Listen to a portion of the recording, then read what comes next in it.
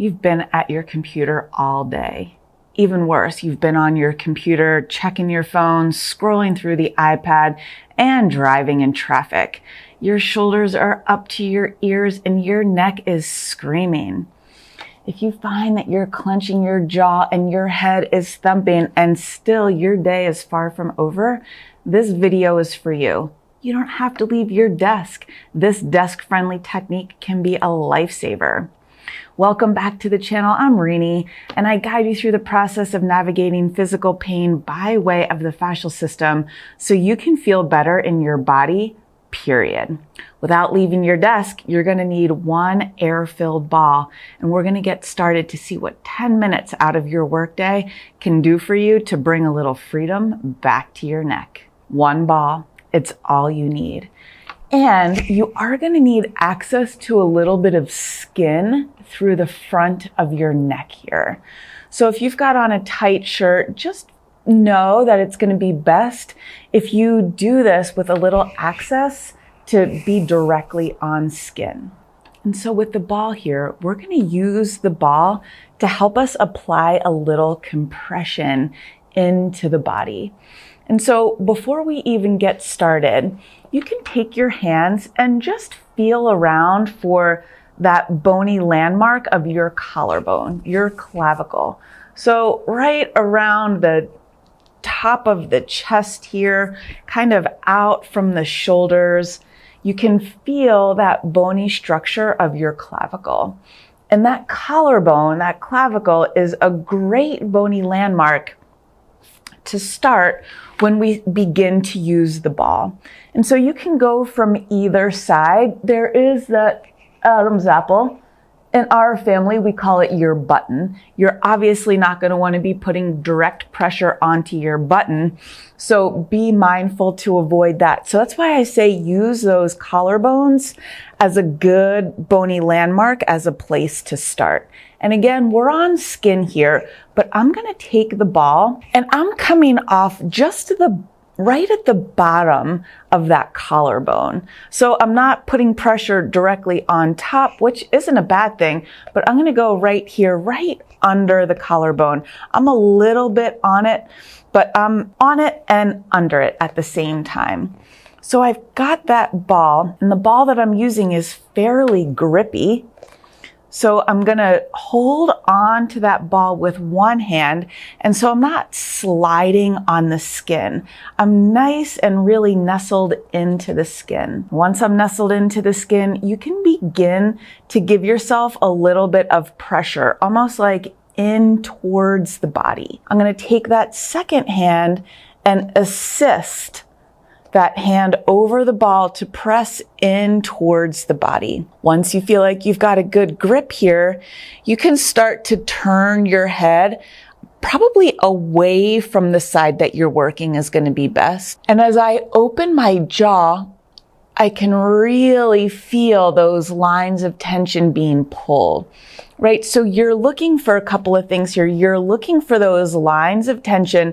You're looking for some downward pressure as you're pressing into the body. And so I don't know if you can even see it here if you're watching instead of playing along, but I can really feel these like super direct lines of tension that reach from the collarbone up through the neck and even into the jaw. And so I would say for me that this would be a really great place to hang out. So you're looking to create some of those lines of tension where you feel like, oh my gosh, I can feel that all the way up into the jaw.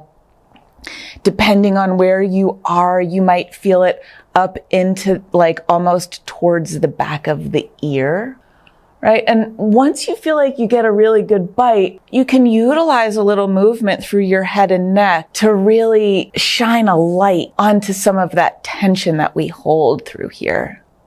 Oh my goodness.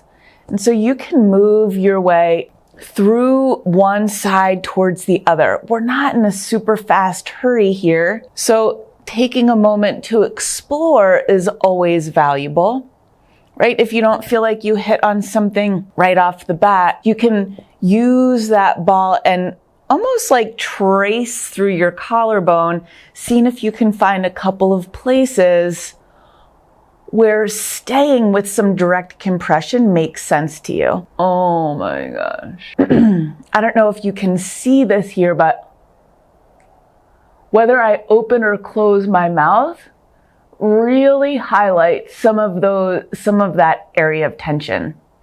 Meaning, if I let my jaw open here, I kind of let that tension go.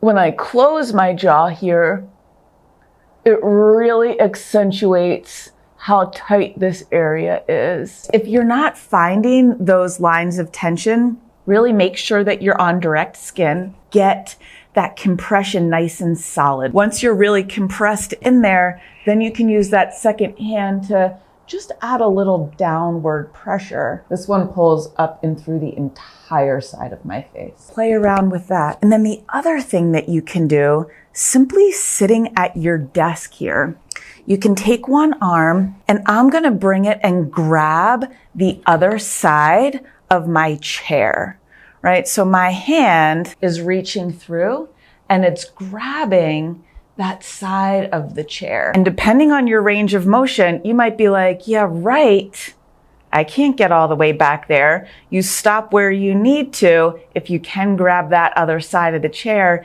even better. But from here, you could actually lean back just a little bit to give you some, just a smidge of body weight to help you really feel that stretch through the front of your shoulder. And as soon as you start feeling that stretch, you don't have to crank on this. You don't have to take yourself as far as you can go. In fact, I'd rather you didn't, but you can turn your head away from the side that you're working. And there it is again, those lines of tension right up through the front of the neck. I'm not cranking on anything here, right? As soon as I begin to start to feel those lines of tension, that's where I stop and really check in with the body to ensure that we're not going too far. And again, adding a little bit of movement through that head and neck can really accentuate different areas of tension in through the front of the shoulder, almost even in through the chest. If you get it just right, you might even feel a combination of through the front of the chest up to the back of the neck. So good. And so once you find some of those areas of tension, you would want to hang out there in that stretch for a good couple of minutes. And it's going to be easiest to hang out there for a couple of minutes if you aren't cranking on your body, right? You're not looking to just pull those lines of tension apart, although you might feel like you want to. Just try to err on the side of less is more. And so I'm going to reach through the other side here. This, I can tell this side it's a little bit more challenged to get myself comfortably to that other side of the chair. So on this side, I might just hold my arm behind me with a little bit of direct compression from my body so I can feel that stretch up through the front of the arm. And again, we're going for less is more. Here I can really feel that pull down the front of the arm. So I'm going to back off even a little bit more. My hand is definitely not making it through all the way to the back of the chair here. So I'm counting on my body weight to just have my arm sandwiched a little bit between the chair and my back. And I can really feel into that pull. It's not even a line of tension through here for me. It's more of like it's a pull. So if you feel a super strong pull, go easy with yourself. We're not cranking. Cranking isn't going to give you the results that you're looking for. A nice, easy stretch, and you hold it for a little bit longer, is going to be what gives you some results. It gives you a little freedom while you're sitting at your desk. And so as I'm tapping into that pull, I'm going to try to settle myself down and accept that pull, turn my head away from the side that I'm working on, and use time, my mind, and that little bit of compression from my body as a way to really make this stretch work for me. You can do that after you make a little bit of space and bring your awareness into your body after you use that ball through the collarbones. All right. And then as you release it, again, you've just asked your body to begin to release and reorganize a little bit, so you don't have to really rush out of that position. Give your shoulders a nice little range of motion, a little movement, right? Just to help the creaks out, and you can revisit that technique anytime you have a few spare minutes as you're sitting at your desk. Hope you found this helpful. Let me know what you think, and I will see you again soon. Take good care.